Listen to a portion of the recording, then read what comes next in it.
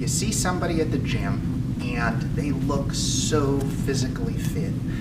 They're lean, you can see the cut differentiation in their muscles, the size of them is proportionately correct, and you look at that person and you say, wow, there's a real healthy person. And a lot of times that is correct. Sometimes though, the things that we can't see are the things that trip us up. And when I think about that, and I think about fitness and really setting goals for this year about being a better you, the other thing that we have to make sure that we take the time to do is make sure that we're clearing the calculator of our brain and just kind of resetting ourselves.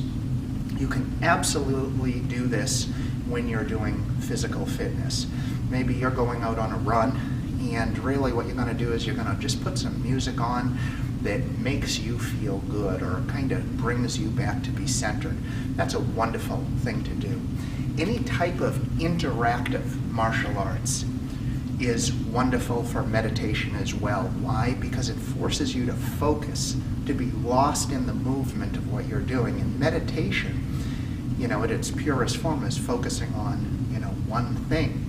So the idea of, having to hit focus pads with a partner, the idea of, sparring or grappling or doing something like that, some kind of interaction, really what it does is it suppresses the memory of what happened earlier in the day. It stops you from future thinking about what's coming up, and you just get lost in the moment.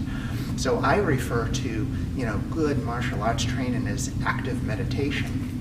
The other thing, if that's not your thing, make sure to take care of your brain just by, meditating, sitting quietly, and really tuning into your breath. So important to be able to do. All different ways to do it, but I think one of the things that I've seen that all of the different practices have in common is the importance of the deep breath. How do you measure a deep breath? Really, it's the movement of your stomach. When you inhale, your diaphragm is moving. Most of the time when I'm talking right now and when we're operating in our world, really our breath is from here up. Just taking the time to do 10 or 15 real deep breaths where your stomach is moving. And then exhaling.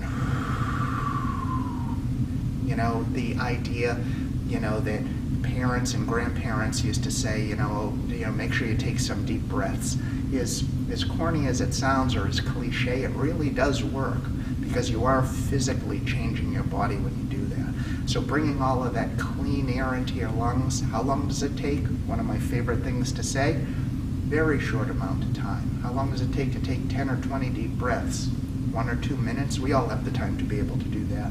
Maybe a nice little practice you can build into some of those times in the day where you're starting to feel a little dip in your energy is maybe that's the time where, at 3 o'clock in the afternoon, I like to do my 10 or 20 deep breaths.